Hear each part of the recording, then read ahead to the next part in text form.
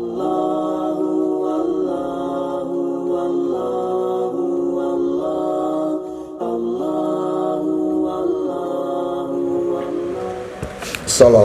warahmatullahi wabarakatuh. Alhamdulillahirabbil alamin. Wassalatu wassalamu ala asyrafil anbiya wal mursalin wa ala alihi washabihi wa man tabi'ahum bi ihsanin ila yaumidin. Alhamdulillah, kita lanjutkan pembahasan kitab Sahih Fikih Sunnah. Kita memasuki pembahasan arkanus sholati, rukun-rukun sholat.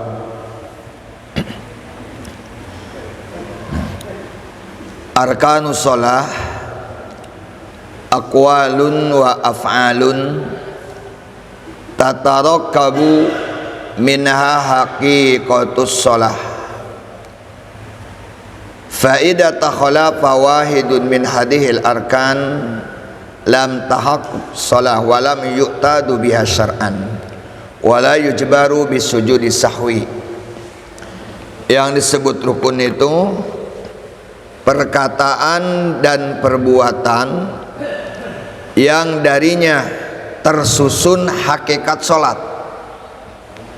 Ya, jadi perkataan dan perbuatan yang darinya tersusun hakikat sholat.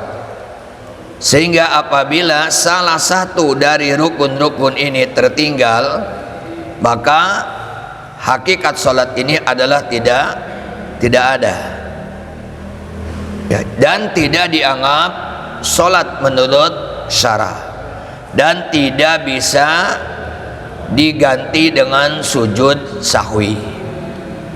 Ya. Bagaimana ikhwan fillah kalau kita sedang sholat lupa rukun sholat?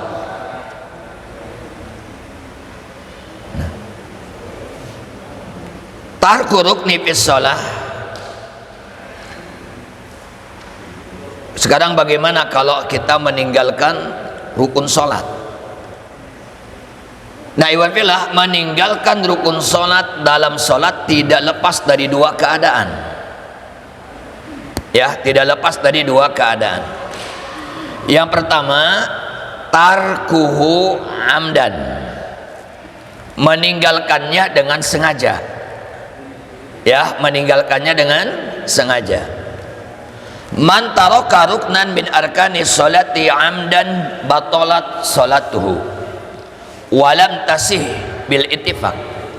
Siapa saja yang meninggalkan rukun sholat dengan sengaja, maka sholatnya batal, tidak sah.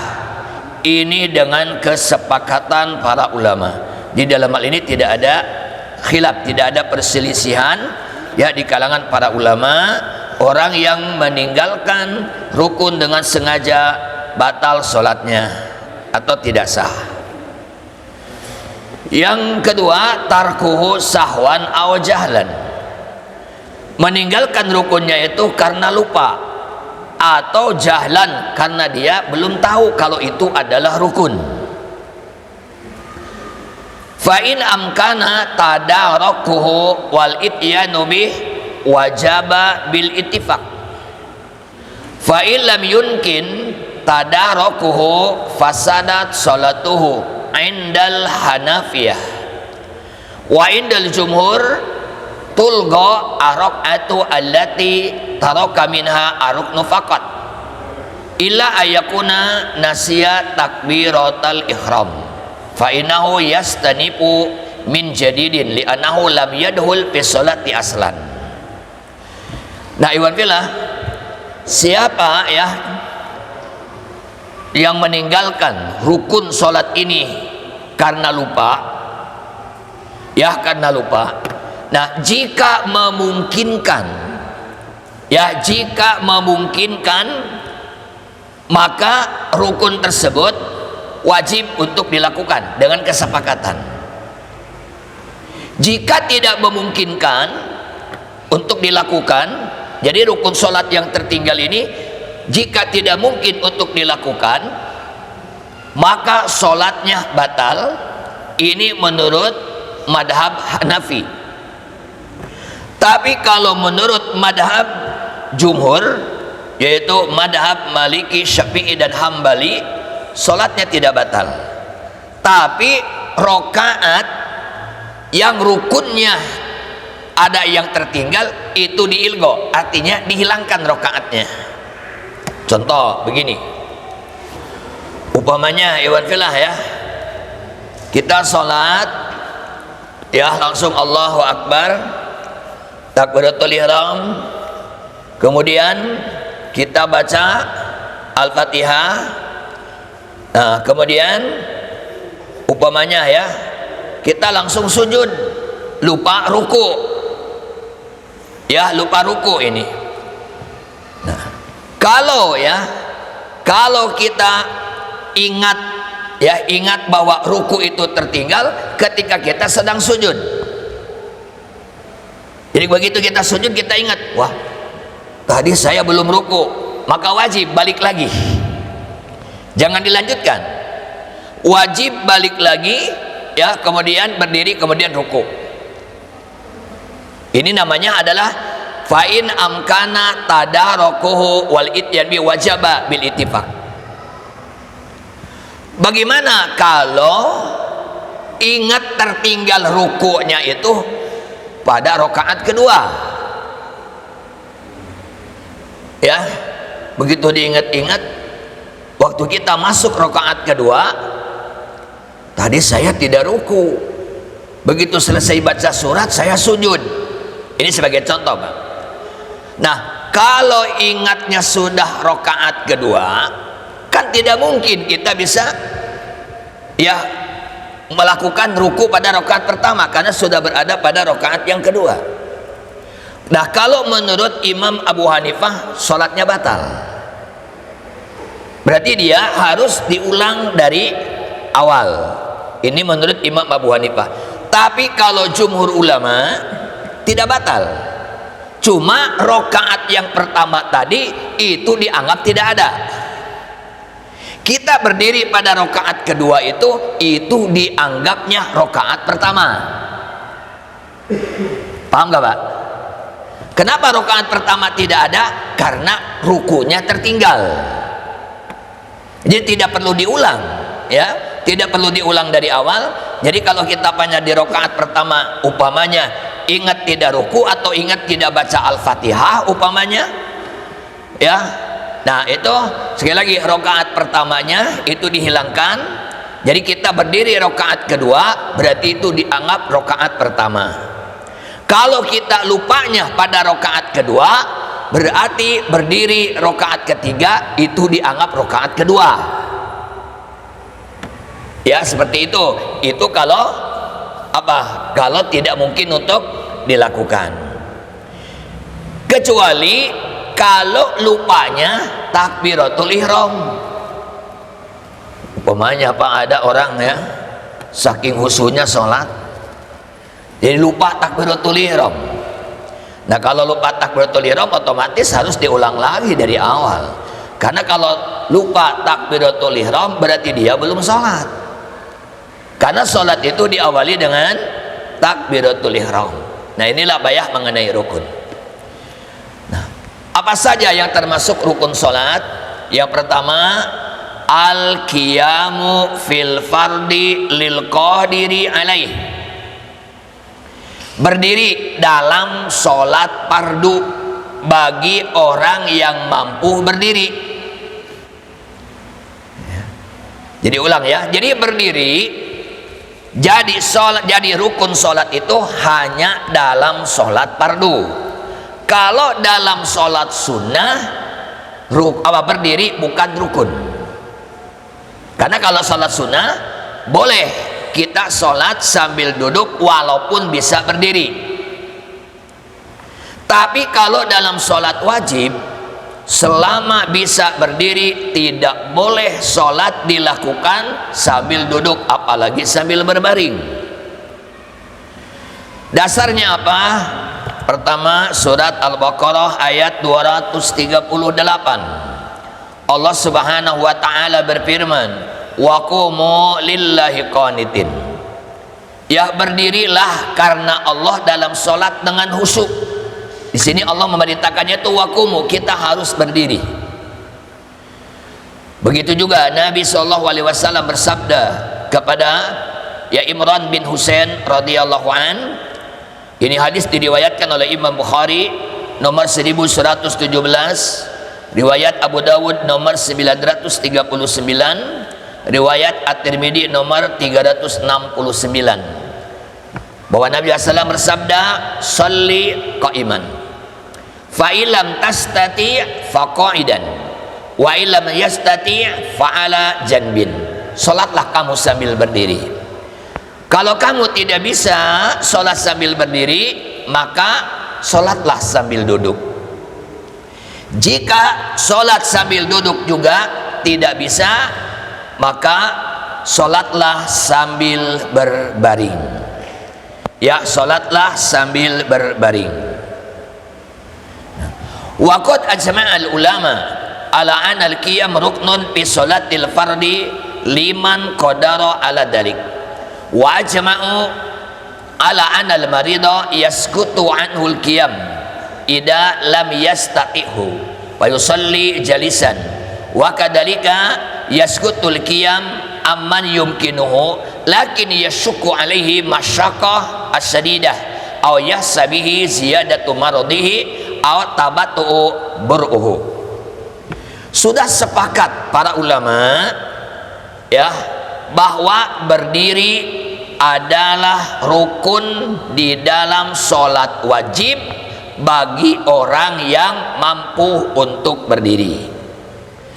Begitu juga para ulama sudah sepakat, ya sudah sepakat, orang yang sakit yang tidak mampu berdiri maka kewajiban berdirinya gugur. Ya, kewajiban berdirinya gugur, maka sholatlah dia sambil duduk. Ya, sholatlah dia sambil duduk. Begitu juga gugur kewajiban berdiri bagi orang sebenarnya bisa dia berdiri kalau dipaksakan, tapi kalau dipaksakan berdiri terjadi yang namanya masyaqqatun syadidah. Itu sangat sulit, sangat berat sekali. Apalagi kalau sakit, mungkin ya berdiri ini adalah nahan sakit. Bahkan ketika kita nahan sakit akhirnya sholat jadi tidak khusyuk karena nahan sakit. Nah, kalau kita umpamanya bisa berdiri seandainya dipaksakan, tapi terjadi yang namanya masyaqqatun syadidah, ini juga tidak perlu berdiri. Kalau berdiri ini ya akan menimbulkan ya kesulitan yang berat. Aw yahsabihi ziyadatu ya mardihi, atau ketika kita berdiri dipaksakan maka penyakitnya akan semakin tambah, penyakitnya akan semakin parah. Ini juga tidak boleh. Ya, aw tabatu beruhu, atau kalau parah sehingga tapi sembuhnya lambat karena mungkin dia tidak seharusnya jangan banyak gerak, ini kan banyak gerak sehingga nanti ya sembuhnya menjadi lambat. Nah, ini juga gugur kewajiban berdiri. Ya.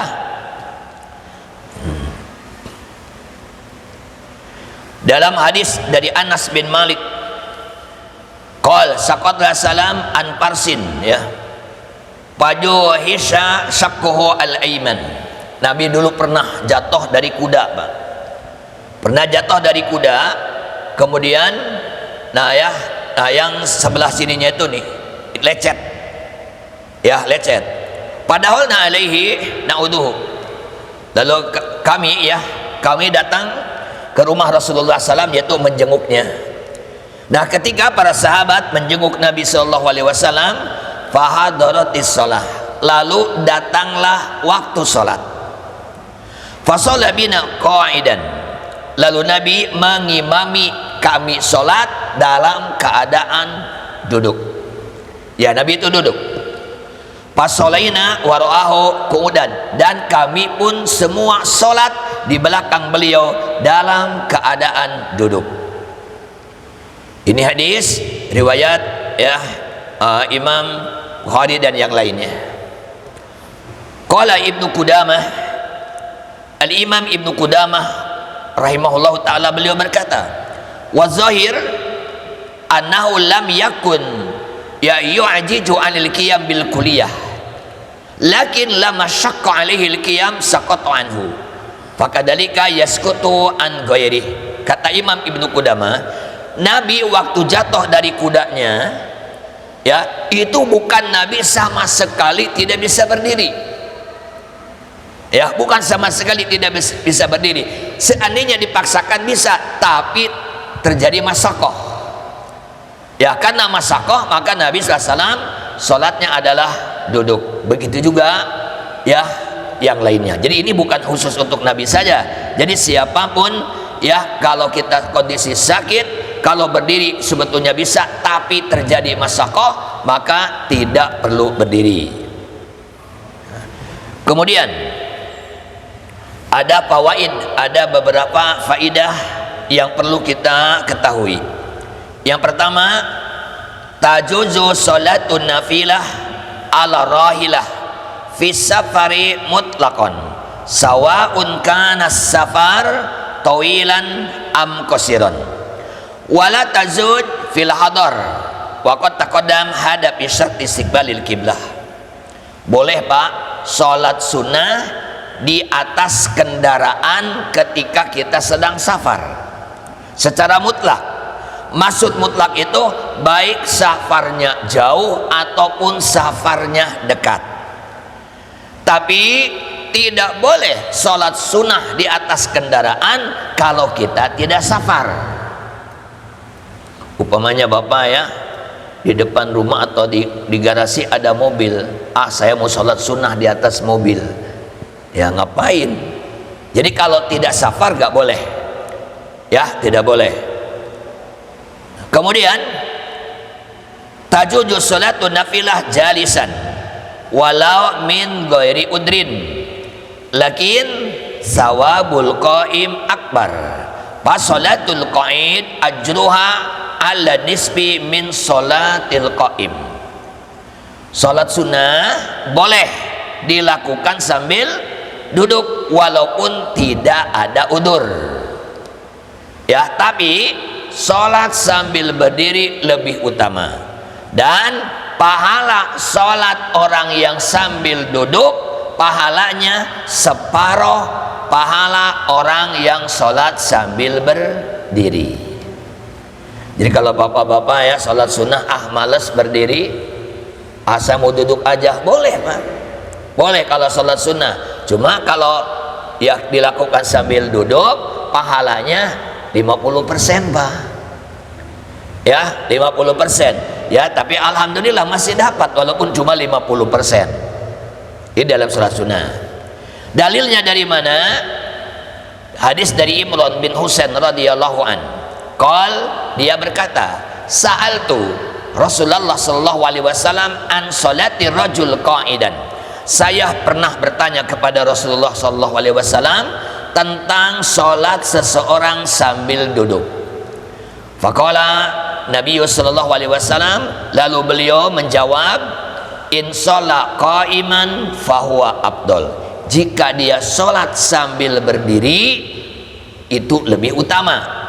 Wa man sholat qa'idan falahu nisfu ajril qa'im. Siapa yang sholatnya sambil duduk maka dia mendapat separuh pahala orang yang sholatnya sambil berdiri.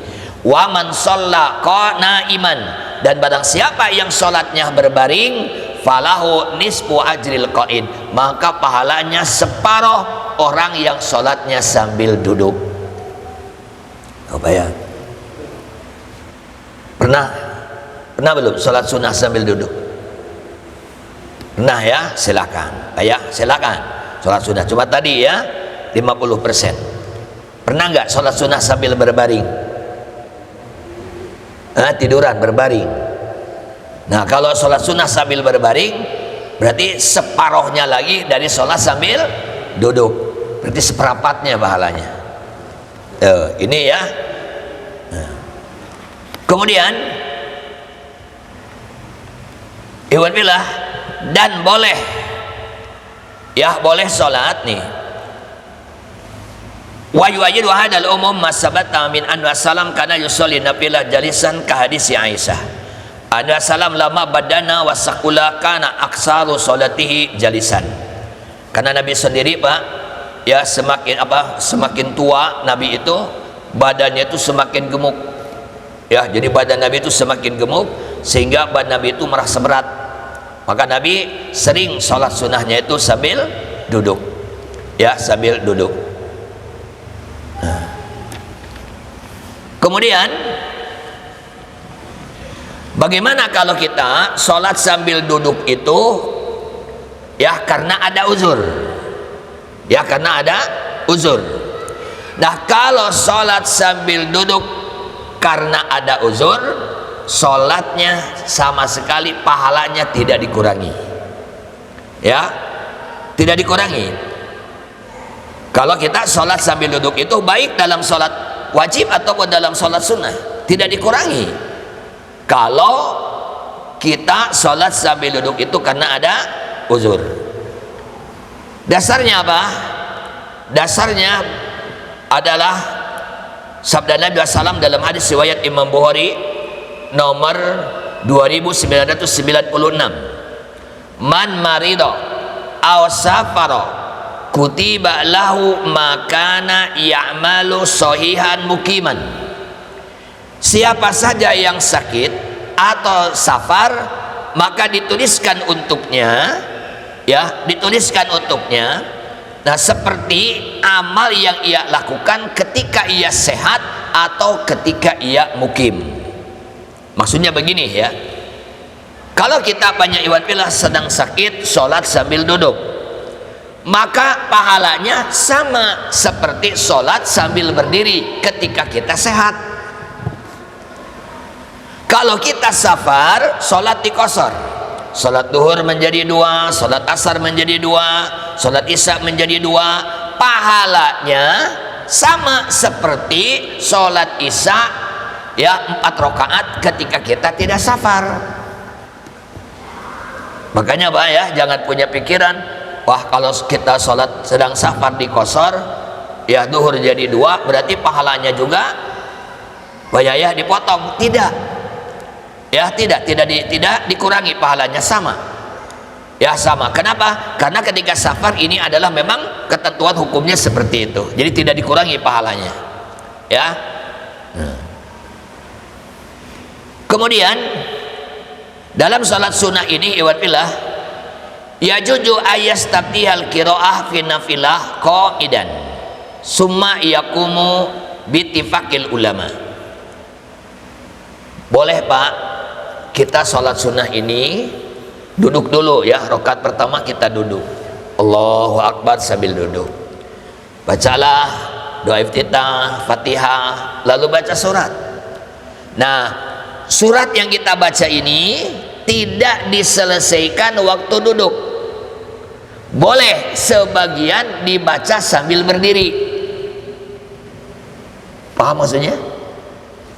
Ya, umpamanya kita ya, contohnya ya kita banyak membaca surat Al-A'la umpamanya ya.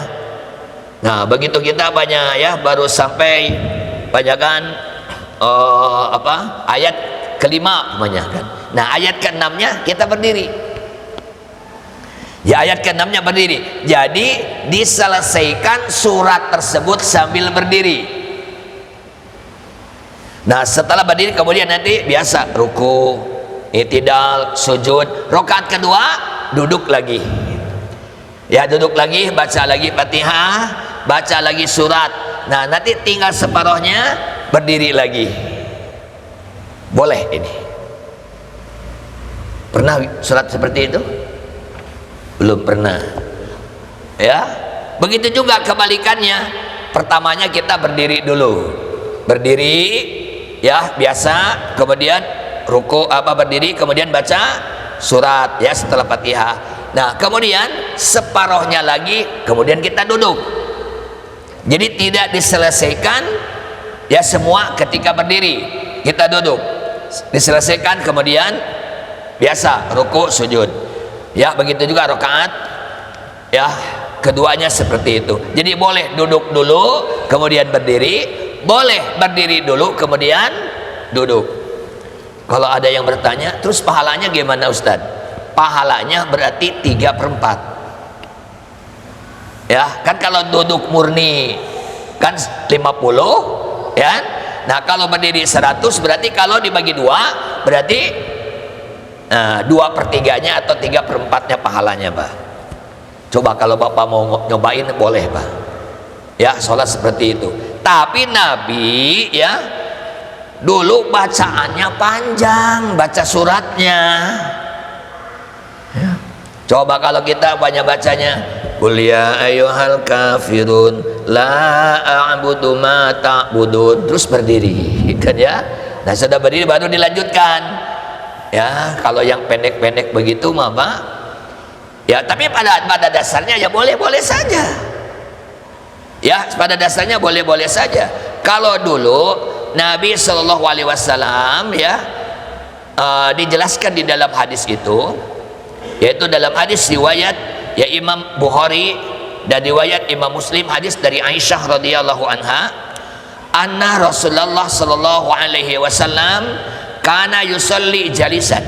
Nabi itu salatnya duduk, fayaqra'u wa huwa jalis, dan Nabi pun membaca Fatihah dan surat yang lain pun dalam keadaan duduk. Faida bakia min qiraatihi qadra ma yakunu salasina ayat au arba'ina ayat. Ketika bacaan surat beliau tersisa 30 atau 40 ayat lagi, baru beliau berdiri. Nah, itu ya berdiri itu 30 atau 40 ayat lagi yang dibaca oleh beliau, beliau berdiri. Kemudian ruku sujud. Pada rakaat kedua pun beliau seperti itu.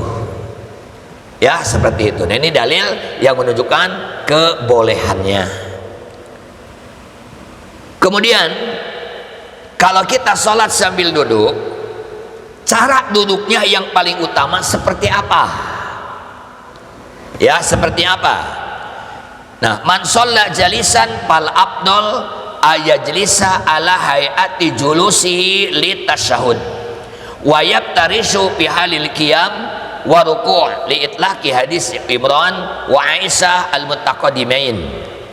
Jadi wafilah, kalau kita sholat sambil duduk ya, nah yang lebih utama cara duduknya seperti kita duduk tasahud awal. Berarti duduknya apa?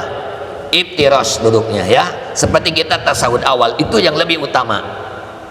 Walaupun sebenarnya ya boleh saja kita duduk sambil apapun boleh, tapi yang lebih utama adalah ya seperti kita tasawuf awal, jadi duduk iftirosh ya.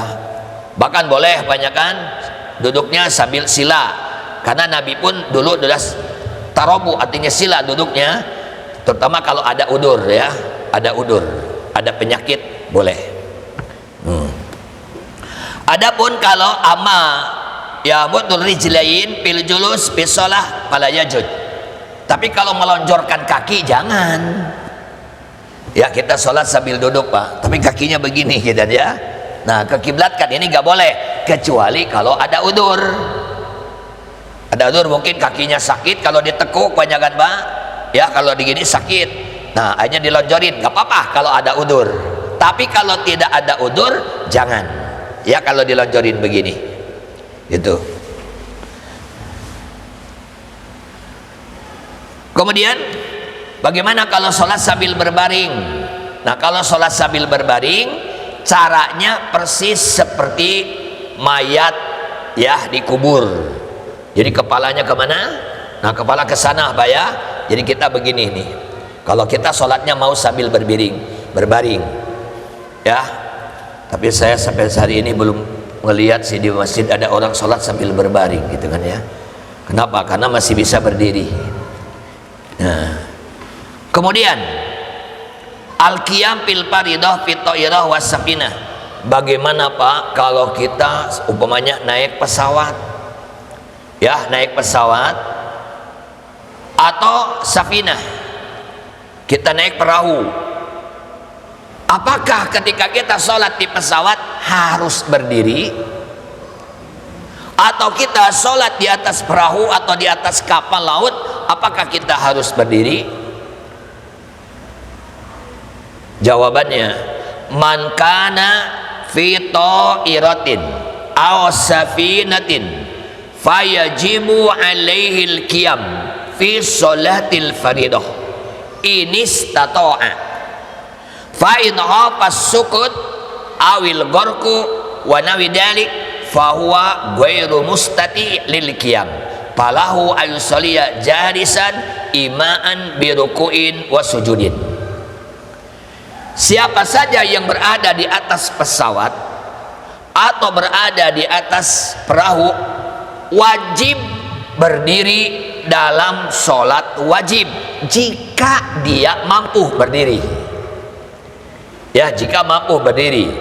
Fa'in hopas sukut, tapi kalau dia takut jatuh, ya, takut jatuh, atau kalau mungkin dalam perahu banyak takut tenggelam, maka boleh sholat sambil duduk, ya, boleh sambil duduk. Ini kalau kita di pesawat atau mungkin juga di bis, di kereta, banyak kan Pak, kalau kita sholat. Nah, kalau kita masih masih bisa berdiri, tidak jatuh ketika kita berdiri, nah kita wajib berdiri, ya, wajib berdiri karena mampu. Tapi kalau tidak, ya nggak usah, duduk saja, ya, duduk di kursi gitu hanya kalau di kendaraan ini.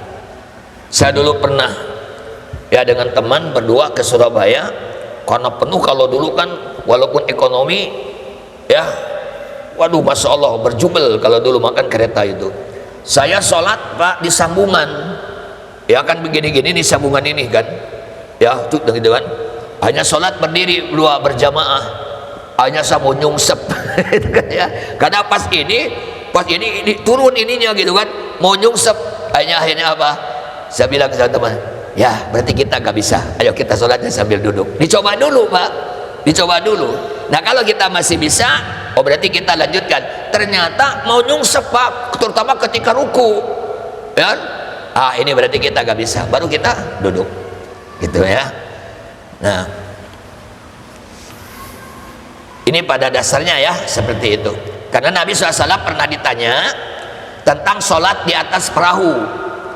Ya, nah kata Nabi, sholli fiha qaiman, sholatlah, ya, sambil berdiri, ya, di dalam perahu itu, illa antahufal gharq, kecuali kalau kamu takut tenggelam, gitu kan, ya. Nah, ini jelas Pak, ya. Kemudian al-itimad ala syai'in fil qiyam. Bagaimana Pak upamanya kita bisa berdiri, tapi berdiri ini upanya, ya, kalau nyender di tiang bisa berdiri, atau megang tongkat, ya, kalau kita pakai tongkat bisa berdiri. Pertanyaannya, apakah dia wajib berdiri walaupun nyender, atau dia wajib berdiri walaupun dia bawa tongkat? Nih, man shalla wa huwa muttaqiun ala haid aw aswana widalik. Jadi siapa yang sholat, ya, muttaqiun ala haid, artinya nyender dia ke haid, ke tembokan, aw asan, atau dia pakai tongkat, wa widalik, atau yang sejenisnya. Fa in kana li udrin fahada mimma ittafaqal ulama ala jawazihi li du'ail hajat ilai. Kalau nyendernya karena ada udur, banyak kan, ini saya agak pusing nih kepala. Nah, kalau nyender insya Allah gak jatuh, banyak kan Pak. Tapi kalau gak nyender takutnya jatuh, nah boleh karena ada udur, ya, atau bawa tongkat, ya, kita sholat sambil pegangan ke tongkat, boleh. Nah, kenapa? Karena ada udur. Ini yang dimaksud fattakullah mastata'tum. Kalau kita masih bisa berdiri walaupun nyender, wajib berdiri. Kenapa wajib berdiri Pak? Ya, kalau kita banyak bisa berdiri tapi harus nyender, ya nyender. Atau mungkin, ya, bisa berdiri tapi harus bawa tongkat, bawa tongkat. Kada bisa. Ini yang dimaksud dengan firman Allah, fattakullah mastata'tum. Bertakwalah kepada Allah sesuai dengan kemampuanmu. Ya, dari Ummu Qais binti Mihsan anna Rasulullah SAW lama asana wa hamilalah ittakhadha umudan fi musallahu ya'tamidu alaihi. Nah, kata Ummu Qais binti Mihsan, ya, ketika usia Nabi sudah tua, ya, dan Nabi itu gemuk, ittakhadha umudan fi musallahu, maka di tempat sholat Nabi itu membuat apa? Pakai tiang, Pak. Dipasang tiang di musolanya Nabi itu. Ya, pakai tiang, ya tamidu alai gitu ya. Jadi kalau Nabi sholatnya itu berpegangan kepada tiang itu. Nah, ini menunjukkan adalah kebolehannya. Ya, satu nih ya. Jadi rukun sholat itu yang pertama apa? Berdiri. Yang kedua, takbiratul ihram.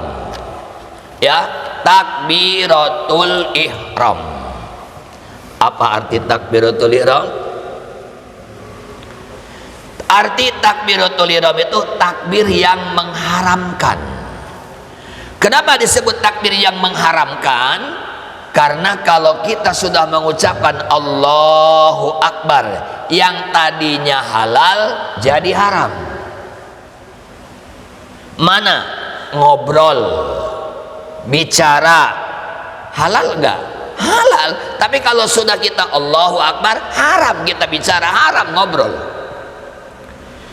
Ya, makan halal, halal, minum halal. Tapi kalau sudah Allahu Akbar, haram makan, haram minum. Jadi kalau punya bapak ya, sholat sambil ngemut permen, gak boleh, Pak.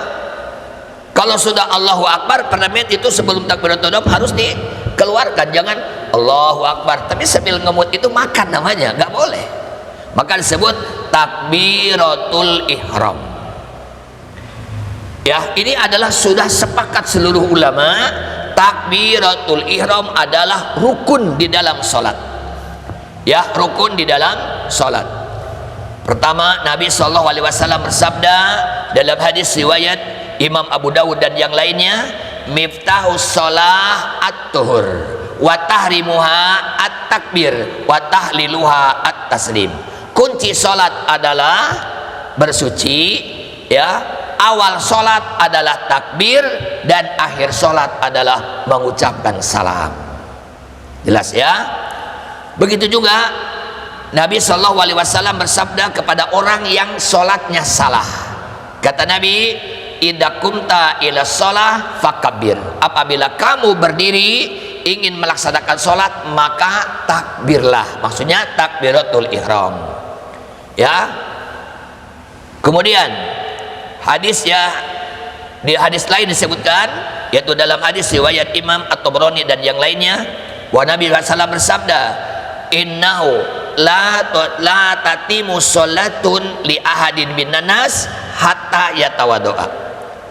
Ya, sholat seseorang, ya, sholat seseorang tidaklah sempurna sampai dia berwudu. Fayadu'ul wudu mawadi'ahu summa yaqulu Allahu Akbar. Ini juga takbiratul ihram. Ya, begitu juga hadis dari Aisyah radhiyallahu anha bahwa Nabi mengawali sholatnya dengan ucapan takbir Allahu Akbar. Nah, jadi ikhwan fillah, ya, ini para ulama menjelaskan, jadi takbir itu harus Allahu Akbar, tidak boleh diganti dengan lapan lain, nggak boleh, ya, nggak boleh. Wa ada madhabus Sa'd wa Malik wa Ahmad wa Syafi'i illa anahu ajaja qauluhu. Ya, cuma Imam Syafi'i membolehkan akbarnya pakai alif lam. Allahul Akbar. Kan ininya kan enggak kan? Allahu Akbar. Tapi Imam Syafi'i membolehkan memakai alif lam. Jadi Allahul Akbar. Sudah dengar? Ya, ada imam Allahul Akbar. Nah, kalau ada jangan kaget ya, karena Imam Syafi'i membolehkan pakai alif lam. Ya. Wa huwa marwiyun an Ibnu Mas'ud wa khalafa Abu Hanifah. Tapi Imam Abu Hanifah beda nih dengan ulama-ulama yang lain. Apa kata Imam Abu Hanifah? Tan aqidus shalah bi kulli ismillahi ta'ala ala wajhil taqdim. Kata Imam Abu Hanifah, boleh sholat diawali dengan semua nama Allah dalam rakaat tadi. Nah, kalau kita Allahu Akbar, kalau kata Imam Abu Hanifah boleh Ar-Rahmanu Akbar, Ar-Rahimu Akbar. ini pendapat Imam Abu Hanifah. Ada yang pernah dengar barangkali sholat di mana gitu Pak, ada orang takbiratul ihramnya Ar-Rahmanu Akbar? Sudah ada ya? Belum ya? Ya barangkali di Al-Huda ada. Ya, ini Imam Abu Hanifah boleh. Ya, Imam Abu Hanifah membolehkan. Bahkan kata Imam Abu Hanifah boleh Allahul Adim, Allahul Kabir, Allahul Jalil, aw Subhanallah, aw Alhamdulillah, dan yang lainnya. Nah, ini Imam Abu Hanifah ini. Nah, iwan billah qala bil jami' ya. Nah, kemudian wala syakka anau kiasun fi waqi nas wa huwa fasid wa sahih madhabul jumhur. Artinya pendapat Imam Abu Hanifah ini adalah tidak sahih, tidak benar. Kenapa? Karena ini sudah jelas Nabi Shallallahu Alaihi Wasallam itu adalah membacanya atau mengucapkannya Allahu Akbar.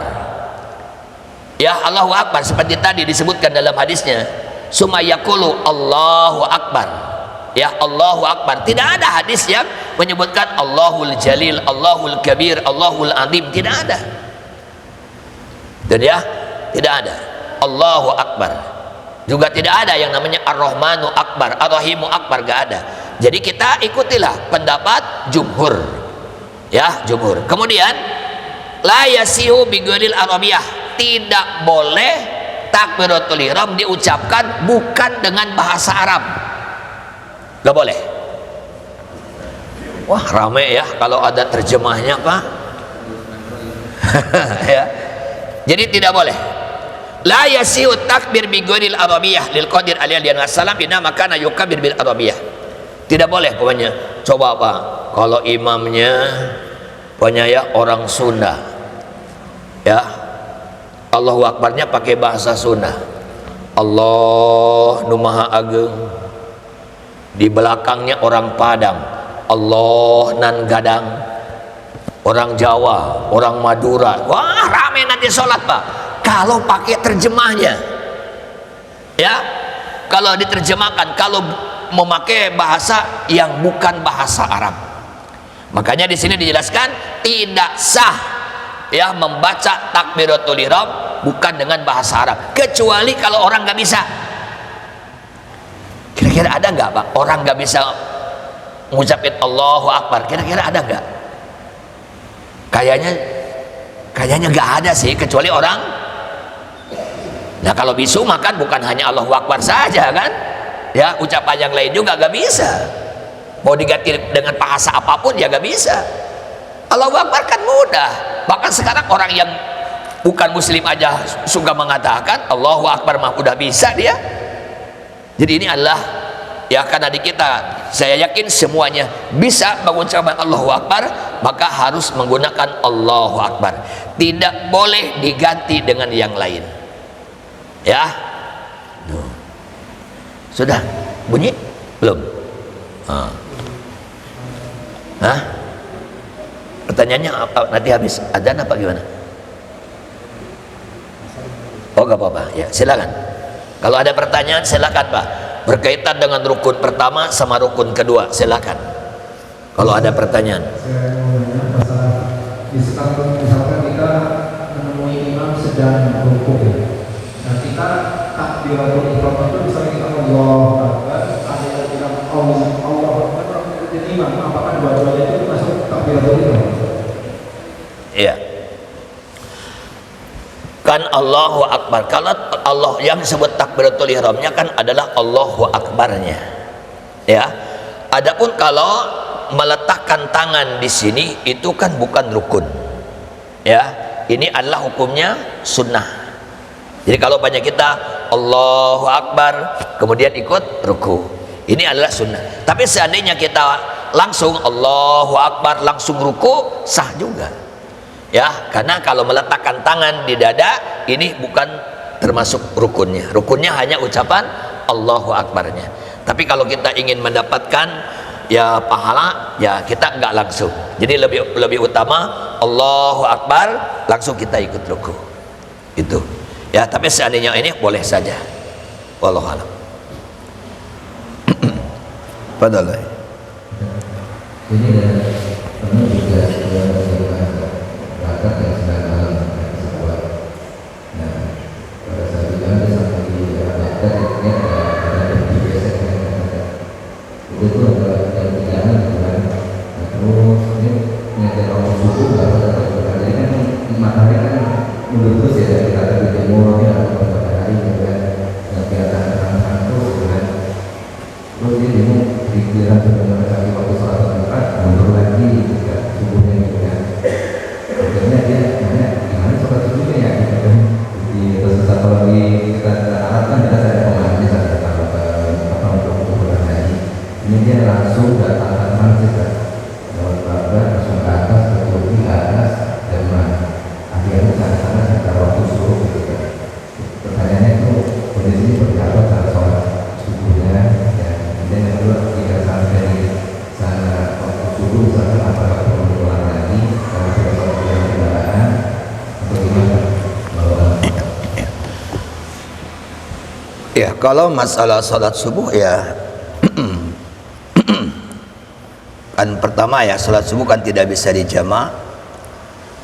Nah, jadi di mana ya, kan sekarang mungkin kita sudah tahu jadwalnya ya. Nah, banyak kalau kita sekarang berada di mana nih, nah sekarang apalagi kita bawa banyak kan ada jam. Nah, biasanya kalau selisih antara kita dengan di sana itu berapa banyak kan ya, tetap adalah sholat harus pada waktunya. Nah, seandainya umpamanya dia itu sudah sholat di atas kendaraan atau di atas pesawat sholat subuh ini, sedangkan tadi kan Rasulullah SAW sholat sunnah yang boleh disolat di atas kendaraan itu sholat sunnah. Adapun kalau sholat wajib, Nabi adalah kan turun dari kendaraannya ya. Tapi kalau kalau kendaraan umum ini kan tidak memungkinkan, apalagi pesawat gitu kan. Nah, kita boleh sholat di atas pesawat sholat subuh ini karena ini dalam kondisi darurat.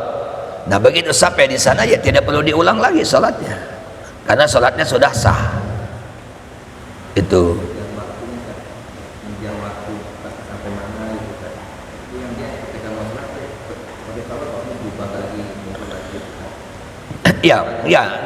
Ya pokoknya kalau banyak ini rubah lagi nanti pas aja berarti kan. Nah, dia nyampe atau pas subuhnya yang tepat itu di mana, karena kan sholat subuh itu kan agak panjang kan waktunya begitu kan itu ya. Nah, agak panjang. Nah, kalau mungkin sebelum syuruk, nah kan sudah terasa kan apa di atas pesawat itu kan, apalagi kan cahaya sudah kelihatan kan begitu kan. Oh, ini berarti sudah masuk waktu subuh ya. Nah, apalagi di atas kita kan matahari atau fajar udah terasa gitu kan daripada kita di bawah. Nah, jadi kalau kita sudah terlihat kan agak terang di luar ini, nah gitu kan sudah ada ini, itu berarti sudah masuk waktu subuh. Nah, ketika ada tanda-tanda seperti itu, tinggallah kita sholat subuh, tidak usah diulang ya, karena itu dalam kondisi darurat ya, tidak perlu diulang itu. Kecuali kalau kita sholat belum pada waktunya ya, mungkin karena ada apa, kita tidak tahu jadwal umpamanya ya, dikira kita sudah masuk waktu subuh, ternyata belum masuk waktu subuh, kita sudah sholat ya, sudah sholat. Nah, kalau menurut sebagian ulama itu harus diulang kalau ketahuannya masih ada waktu subuh. Tapi kalau ketahuan kita sholat subuh belum waktunya, setelah waktu subuhnya habis, tidak perlu diulang ya, tidak perlu diulang. Tapi sebagian ulama mengatakan ya, baik ketahuannya adalah masih ada waktu subuh ataupun waktu subuh sudah tidak ada, tidak perlu diulang. Kenapa? Dia mengambil dalil dengan Rabbana la tu'akhidna in nasina aw akhtana. Ya Rabb kami, jangan kau hukum kami jika kami ya salah atau kami lupa. Nah, jadi kalau itu kan kita salah. Nah, orang yang salah itu tidak akan dihukum oleh Allah Subhanahu wa taala. Maka tidak perlu diulang salatnya. Itu. Wallah. Ada lagi? Mungkin tidak ada ya. Oke, jadi kita insya Allah ya untuk bulan depan kita membahas tentang qiraatul Fatihah, mengenai membaca Al-Fatihah. Kenapa? Karena ini juga ada hilaf nanti di kalangan para ulama ya, hilaf baik jangankan dalam masalah berjamaah, dalam sholat munfarid saja, dalam sholat sendiri ada hilaf ya. Begitu juga mengenai baca Al-Fatihah kalau kita berjamaah, nah ini juga ada hilaf ya, baik banyak, terutama ya baik sholatnya itu berjamaah imamnya dijaharkan atau imamnya disirkan. Jadi ini adalah ada hilaf di kalangan para ulama. Insya Allah kita bahas ya di pekan yang akan di 2 pekan yang akan datang. Mungkin sampai di sini ya kajian kita pada malam hari ini. Mohon maaf apabila ada kelebihan dan kekurangannya. Assalamualaikum warahmatullahi wabarakatuh. Waalaikumsalam warahmatullahi wabarakatuh. Innallaha wa malaikatahu yusalluna 'alan